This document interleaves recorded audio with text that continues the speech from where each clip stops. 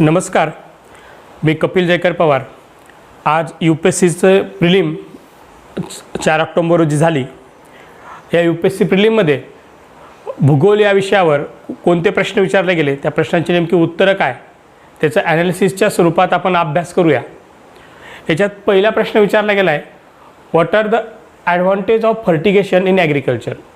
आता फर्टिगेशन म्हणजे काय ते पहिले लक्षात घेऊ। फर्टिगेशन म्हणजे ड्रीप इरिगेशनच्या साह्याने केलं जाणारं फर्टिलायझरचा वापर पिकांसाठी, म्हणजे ड्रीप इरिगेशनच्या साह्याने पिकांना फर्टिलायझर देण्याची पद्धत म्हणजे फर्टिगेशन। थोडक्यात ठिबक सिंचनच्या साह्याने पिकांना फर्टिलायझर देण्याची पद्धत म्हणजे फर्टिगेशन होय। मग या फर्टिगेशन पद्धतीचे शेतीमध्ये कोणते फायदे आहेत याच्यावर हा प्रश्न आहे। पहिला याच्यावर म्हटलं आहे, controlling the alkalinity of irrigation water is possible, म्हणजे क्षारता कंट्रोल करण्यामध्ये या पद्धतीचा उपयोग होऊ शकतो। दुसरं, efficient application of rock phosphate and all other phosphatic fertiliser, म्हणजे ड्रीप इरिगेशन पद्धतीने फर्टिलायझर देत असताना रॉक फॉस्फेट आणि इतर सर्व फॉस्फेटिक फर्टिलायझरचा वापर इफिशियंटली करता येऊ शकतो।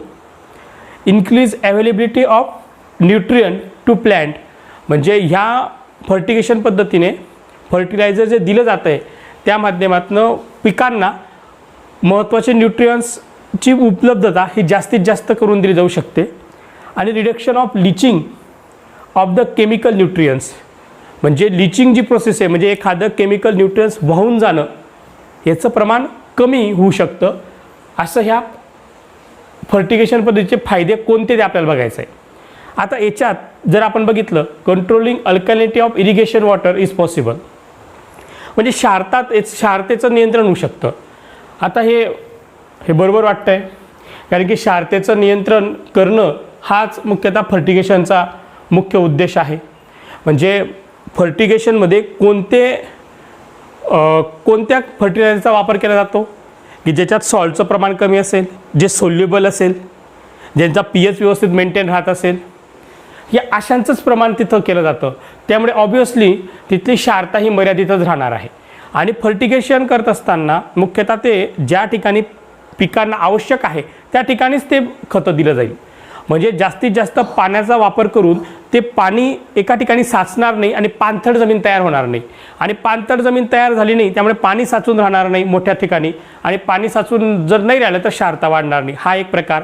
आणि पाण्याअंतर्गत क्षारता, मुख्यतः हे पाण्याअंतर्गत क्षारता का वाढू शकत नाही, त्याचं मेन कारण की फर्टिगेशनमध्ये फर्टिलायझर असे चूज केले जातात ज्याच्यात सॉल्टचं प्रमाण कमी आहे आणि जे वॉटर सोल्युबल आहेत आणि जे सहजरित्या पिकांना देऊ शकतात, असेच फर्टिगेशनमध्ये फर्टिलायझर निवडले जातात। त्यामुळे हा ॲडव्हान्टेज आहे।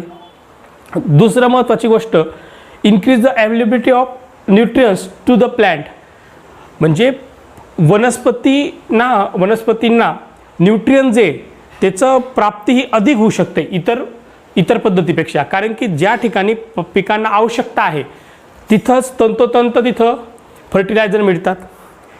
तिसरं महत्त्वाची गोष्ट, reduction of leaching of chemical nutrients, महत्त्वाची गोष्ट, समजा फर्टिलायझर्स असतील त्याच्यात जर पाण्याच्या थेंब आपण देत राहिलो तर इतर केमिकल न्यूट्रियंट्स त्याच्यामुळे वाहून जाणार नाही, लिचिंग ही प्रक्रिया होणार नाही, त्यामुळे लिचिंग प्रक्रिया कमी होईल। या व्यतिरिक्त इतर पद्धतीचा वापर आपण जर केला, पाण्याचं प्रमाण जास्त साचल्यामुळे ते इतर केमिकल न्यूट्रियंट्स वाहून जातात, लिचिंग जास्त वाढते, त्यामुळे हे फायदे होतात। आता दुसरं जे आहे याच्यात, efficient application of rock phosphate and all other phosphatic fertiliser, हा शब्द ऑल जो म्हटला आहे, म्हणजे याच्यात तुम्हाला मी सांगितलं होतं की मुख्यतः फर्टिगेशन पद्धत ही कुठे वापरली जाऊ शकते, ज्या ठिकाणी सॉल्ट अवेलेबल कमी असेल, जे वॉटर सोल्युबल असेल, जे इझिली ॲप्रोचेबल होत असेल, अशाच पर्टिक्युलर फर्टिलायझरला हा वापरला जात असेल।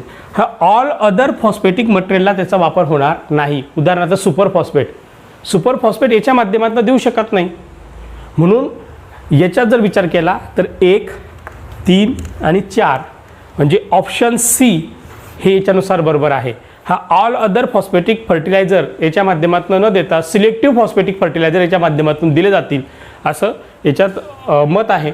त्यामुळे उत्तर 1, 3, 4 हे आहे असं आपण इथं सांगू शकतो. आता पुढचा प्रश्न आपण बघूया.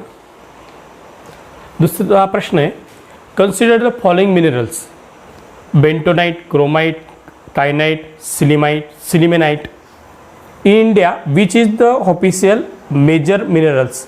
म्हणजे ऑफिशियल मेजर मिनरल्स कोणता, तर मेजर आणि मायनर मिनरल्स असं इंडियाचा 1952चा एक ॲक्ट आहे, major and minerals development and regulation act 1957चा ॲक्ट आहे. या majors minerals development and regulation ॲक्टनुसार मेजर आणि मायनर असे मिनरलचे 2 प्रकार आहेत.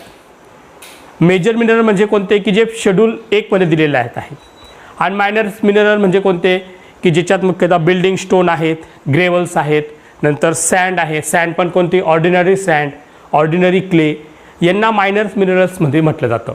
मेजर मिनरल्सची डेफिनेशन या कायद्यात दिलेली नाही आहे, पण जे मायनर्स मिनरल्स आहे ते सोडून उरलेले मिनरल्स म्हणजे मेजर मिनरल्स. मग याच्यात बेंटोनाइट म्हणजे आपण माती म्हणतो, मुख्यतः बेंटोनाइटची माती जी मुख्यतः शेततळ्यामध्ये वापरली जाते, हे बेंटोनाइट हे मायनर्स मिनरल्स आहे. आता हे बघितलं 1 नंबरचा ऑप्शन मुख्यतः हा 2 ठिकाणी आहे, त्यामुळे हे तर येणार नाही. राहिलं ए, याच्यात क्रोमाइट, कायनाइट आणि सिलिमेनाइट हे मेजर मिनरल्समध्ये येतात, मुख्यतः शेड्यूल 1 आहे, म्हणून ऑप्शन याचं डी येईल. आता आपण पुढचा प्रश्न मुख्यतः तिसरा प्रश्न बघूया, हे तुम्हाला लक्षात आलं असेल. पुढचा question number 3, with reference to Indian desert national park which of the following statement are correct.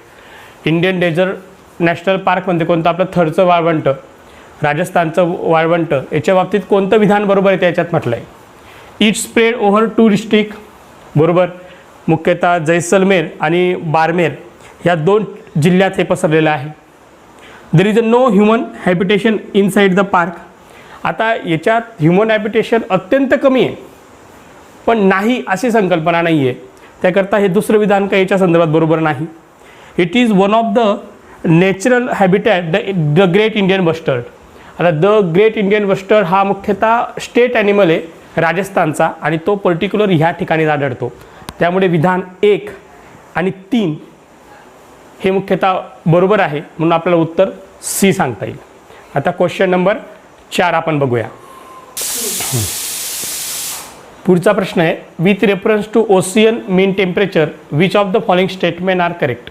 आता ओशियन मीन टेम्परेचर म्हणजे नेमकी कन्सेप्ट काय ते आपण लक्षात घेऊ. मुख्यतः सी सरफेस टेम्परेचर SST ही पहिले कन्सेप्ट होती, म्हणजे सीचा अप्पर भागात असणारं तापमान याच्यात बघितलं जायचं आणि जर ते तापमानाची लेवल जास्त असेल तर त्यावरून मान्सूनचं प्रिडिक्शन केलं जायचं. पण ही ओशियन मीन टेम्परेचर ही मुख्यतः अजून डेपपर्यंत तापमानाचं मोजमाप करतं आणि त्यातून मीन लेवलचं तापमान काढलं जात असतं.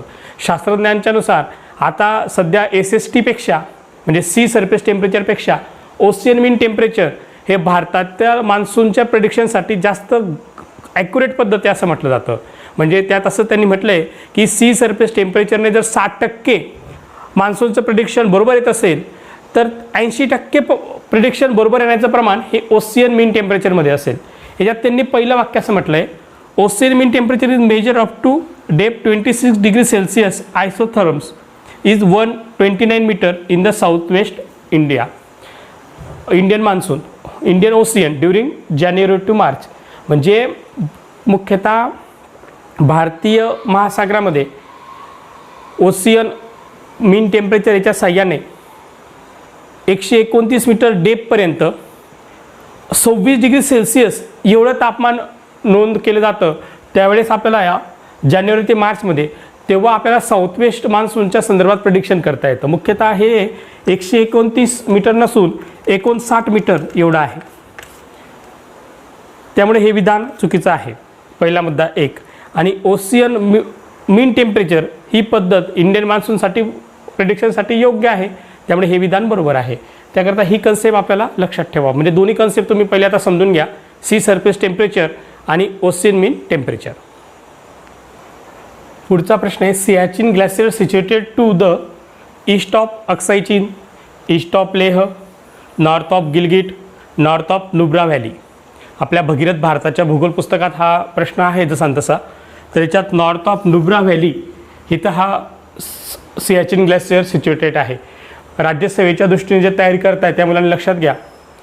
आपण ग्लॅसियर, त्या ग्लॅसियरमधून उगम पावणाऱ्या नद्या आणि त्या ग्लॅसियरचं ठिकाण, हे 3 मुद्दे जर आपण पाठ केले तर याच्यावरचा येणारा प्रत्येक प्रश्न आपल्याला सॉल्व्ह करता येईल. आता पुढचा प्रश्न आपण बघूया.